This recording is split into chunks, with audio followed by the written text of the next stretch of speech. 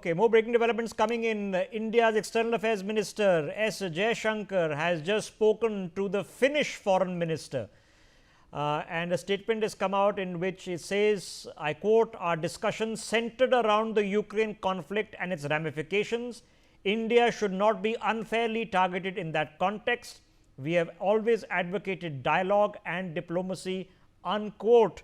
B.R. Deepak, our dialogue and diplomacy continues. Our public position taken by India's Prime Minister at every possible global fora has been that this is not a time of war, that the war in Ukraine must end. It must end in terms agreeable to all parties for the good of the world. But we've just been told in the past couple of days that this is Modi's war when, when we have nothing to do with it. So, where do we go? Because this is the context in which this visit to China is happening. Where do we go from it with this?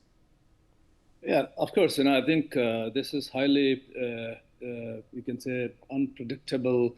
Point has totally been destroyed. As far as China is concerned, I think we have to be a little, cautious out there, because I have said that in Shanghai Cooperation Organization, though we have cooperated, but we have structural issues, not only bilaterally, but also in Shanghai Cooperation Organization itself. The issue of, I would say, counterterrorism and cross-border terrorism, the narrative emanating from China and Pakistan, they are totally different. And I think this is also one of the, I would say, points where India has been rather lukewarm, to Shanghai Cooperation Organization. But having said that, I think at this point in time, the timing is very different, because it is happening in the backdrop of Trump's tariffs on us. But again, here I would say that, though we have been slapped 50% of the tariffs, and the repercussions of these tariffs on us would be, very severe. And here again, I think I would slightly differ as far as our rapprochement with China is concerned, because if we see Chinese and the Russian markets put together, we don't export the kind of goods we are exporting to United States, and that goes in surplus. I agree. So, here's the problem, right? Here the problem is that you make a profit out of the sales you make to the United States. So if that's the conversation on tariffs and who should adjust what and to what level and which American goods, let me remind you that under the first Trump administration, in which everything was going great, India announced massive purchases of aircraft from Boeing, of howitzers and choppers, Apache helicopters, large purchases, tens of billions of dollars of commercial, private and public deals happened. Those conversations are rational conversations, can be had, should be had, and are normal part of global statesmanship. What is taking place right now is increasingly becoming irrational, and therefore the circumstances are confusing. There is no doubt about it that what's happening in Tianjin is not straight-faced. If you are any member of the Indian delegation there, you have to have clear goals. So let's put that to the thought. Professor Nalapat, no miracles are going to be achieved in Tianjin in resetting India and China. The public posturing has already happened by the very nature of the fact that the Prime Minister has chosen to go to China. Now, we can reasonably expect maybe some air flights to resume. We can reasonably expect the Chinese offering maybe a few of the magnets that we require, or a little bit of more purchases from India to offset the trade deficit. Is there anything beyond this that can happen? Well, frankly, Rishabh, I am not very optimistic of anything beyond this happening. And I would be very careful even now about dealing with the Chinese side, because let's face it, as you correctly said, we are in an existential battle with them. I mean, so is the United States, but Trump is behaving as though the existential battle is between the US and India for reasons which are unfathomable, absolutely unfathomable. So, Rishabh, there are huge security concerns where China is concerned. As far as technology companies are concerned, for example, they would like to take the Indian tech and they would like to, see how far we've gone in artificial intelligence. So a lot of that is going to be investigation. I mean, they have been doing this in the United States for quite some time, and now they've been found out. And I mean, let's not talk about President Trump. He doesn't make much sense. But they have found out that a large volume of technology from the US to China has flowed via quote unquote Chinese students. So I think, very frankly, as far as security agencies are concerned, I'm sure that they will be very, very careful.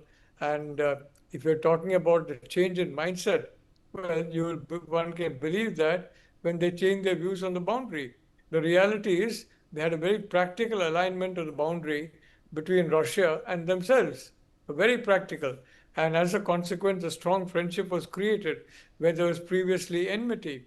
Now, between Russia and China, if they have a similar mindset towards India, that you show that you're willing to make, a mutually acceptable offer, as they did with the Russian side, then I think we can have a reset.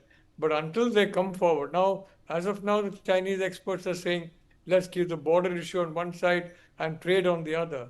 I mean, that's been the mantra for so many decades. And the Chinese have built up a huge imbalance of trade with India. Just as Prime Minister Modi said, I mean, blood and water cannot flow together.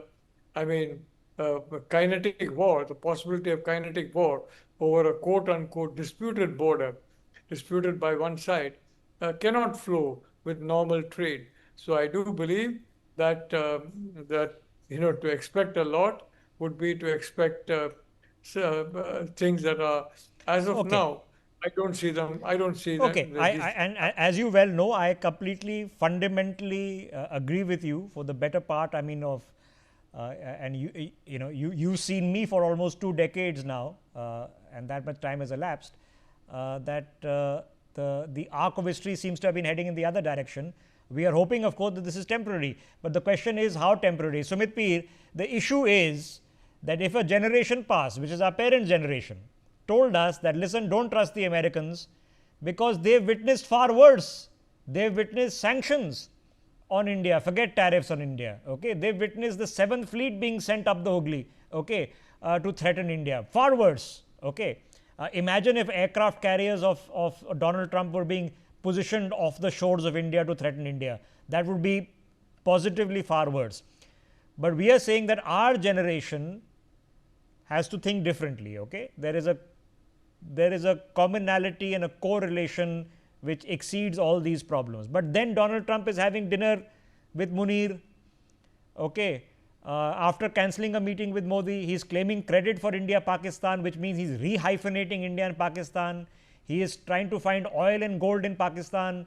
I mean, this is not just a tariff issue, because the tariff issue, I can argue, you can still negotiate. It's part of economic negotiations. But none of this is making sense anymore. What the heck is he doing with the Pakistanis? I think, Rishabhji, the only way why he is trying to propagate Pakistan is because the Pakistanis are the only players in the world which will play along with him. Because look, he had no role in ceasefire. Even the American companies like Jeffries have issued a report on that. And this all tariff war is personal. If you look at Navarro's rhetoric, if you look at this Lindsey Graham's, whatever he's talking about, it is all crap what they're talking. They're just the cheerleaders of Trump. Now, and on the top of that, if you look at JD Vance said yesterday that if there is a problem, he's ready to step in as the president. And there are already a lot of bruises on Trump's hands. People are talking that his health might not be in the best of the conditions. Now, with all those things happening, he is looking for that some kind of a credibility, while in the domestic side is completely failing. Now, he needed a failed field marshal to come and exactly echo his tone. So he called him for a lunch or dinner. Then he made him say, okay, you must get the Nobel Prize for kind of doing this war. Now, even the Americans and the American companies are saying, like Jeffries, that Modi ji never allowed Trump, or India never allowed Trump to meet him. There was no call with him. There are even German newspapers and some of our publications claiming that Trump called Modi ji 4 times. He did not answer his phone. I mean, after such a snub, I think what is happening right now, he has taken it personal. He is using Pakistan, he is using China, he can use North Korea, he can use but Sumit, I've just told you what's happening now. This is Macron, okay, and Merz, German Chancellor, French President, have come together to hold a press conference to address this matter, okay, again of tariffs. The Canadians who repealed the law, but he said more tariffs. The Mexicans had the same problem. The Japanese say they've done a deal, but if you ask the Japanese what the deal is and ask the Americans, those are two completely different stories.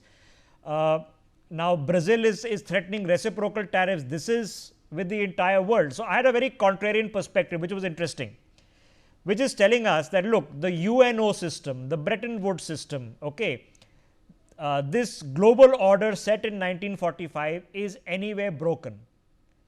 It is good if Trump breaks it. It's good for America, it's good for us, it's good for the world. There are no more blocks. He's attacking the UN, he's attacking NATO. He's at war with, the special partnership with the UK. That's not going well. So if he just dismantles everything, that will be good for the world. Is there a merit in that argument? I think, Rishabhji, necessity is the mother of invention. At some point of time, we all age. Everything has a product life cycle and everything declines and ends. And that is even universe, you and me, everybody has a time. So there's a time to everything. And this madness, people thought there's a method in this madness. Now people are concluding there's a madness. This madness, maybe it will lead to a new evolution, and this new evolution is completely necessary, because one of the aspects of our hesitation of signing a deal with the Trump was we were very clear. If we have a deal, then no ifs and buts. You can't say tomorrow, okay, if you join BRICS, 10%. If you go to Russia, 20%. If you buy Su-57, another 10%. You can't have the ifs and buts. Now, all the people who have cut deals with him, they're again getting hit again and again. And today, if you look at the courts, which have said the Trump's tariffs are illegal, there's a provision within the American law. Today, Rishabhji, UK, EU, and Australia, whoever has Japan for that matter, has a deal with Donald Trump, based on this court's ruling, can go back and again open the deal, because they say there's a ruling in the court which